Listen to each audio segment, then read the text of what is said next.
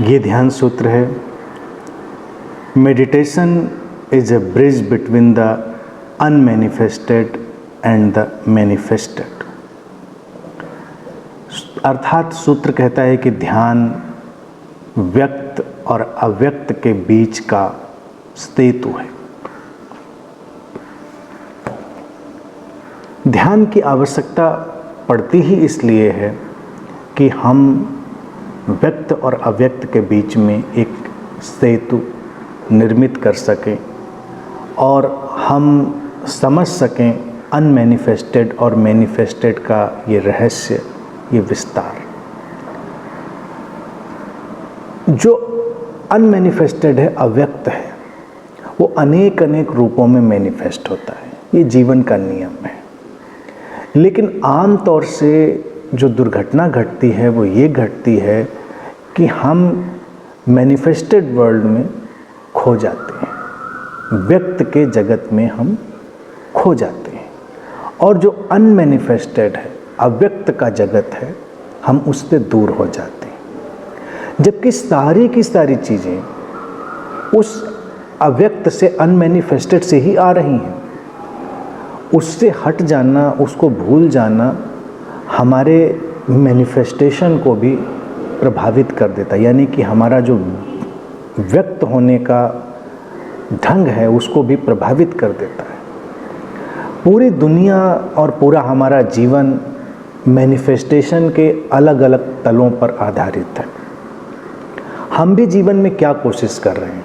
अगर देखें, हम अपनी भावनाओं को विचारों में मैनिफेस्ट कर रहे होते हैं, व्यक्त कर रहे होते हैं। अपने विचारों को अपने क्रियाओं में मैनिफेस्ट कर रहे होते हैं, व्यक्त कर रहे होते हैं। और फिर जीवन में जो उपलब्धियां हैं, जो हमारे सारे संसाधन हैं, उनके रूप में उनको हम देख रहे होते हैं। तो एक सिलसिला है जो कहीं पीछे से, दूर से चला आ रहा होता है। अब अगर इस मैनिफेस्टेशन को, इस व्यक्त को सशक्त बनाना है, एम्पावर्ड करना है, उसको ताकत देनी है, तो हमको लौटना होगा पीछे। हमको उस अव्यक्त, अनमैनिफेस्टेड में लौटना होगा।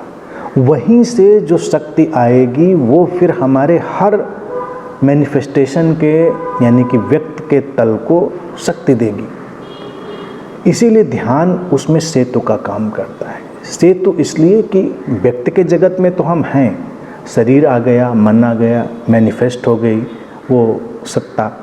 अब हम उस सेतु का आधार बनाकर, यानी कि जो मौन है, जो स्थिरता है, जो हमारी समझ है, इसका एक सेतु बनाएंगे। इस सेतु से, इस ब्रिज से हम उस अव्यक्त तल को स्पर्श करेंगे। मौन में हम करेंगे, स्थिरता में करेंगे, शांति में और समझ से।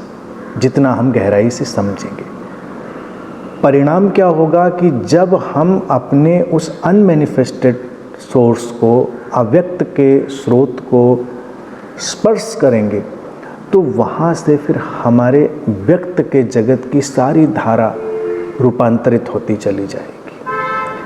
आज व्यक्ति के जीवन में जो कमजोरियाँ हैं वो इसीलिए हैं क्योंकि वो अनमैनिफेस्टेड से कट गया है, अव्यक्त से, और सोचता है कि उसका जो मैनिफेस्टेड वर्ल्ड है वो बहुत सशक्त हो, यानी व्यक्त का जो अभिव्यक्त हो चुकी दुनिया है वो हो नहीं पाती।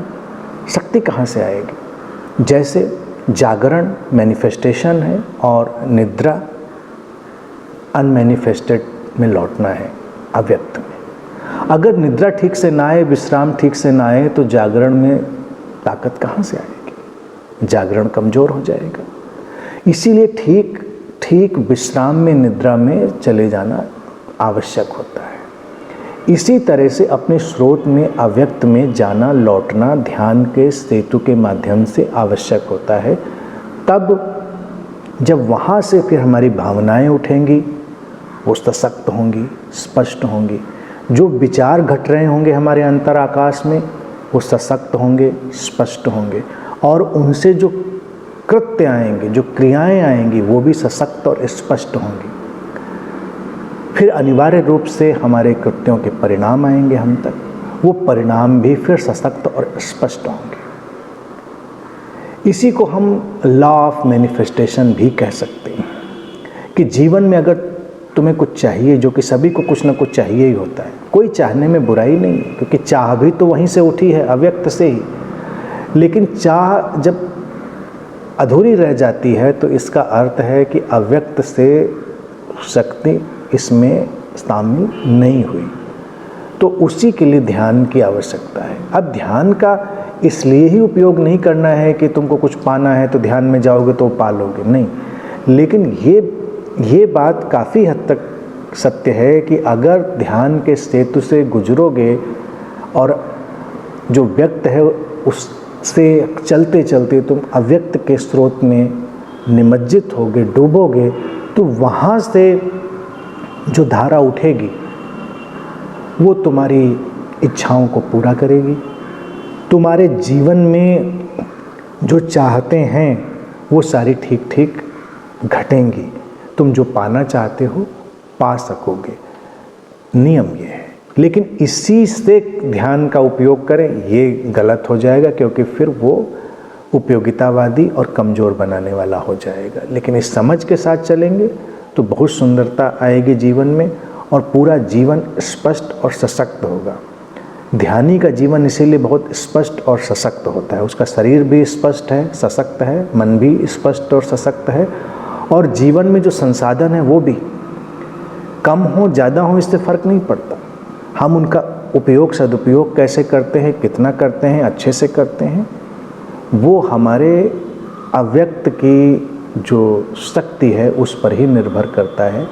और ध्यान यहाँ पर सर्वाधिक उपयोगी ब्रिज के रूप में, सेतु के रूप में हमारे सामने आता है।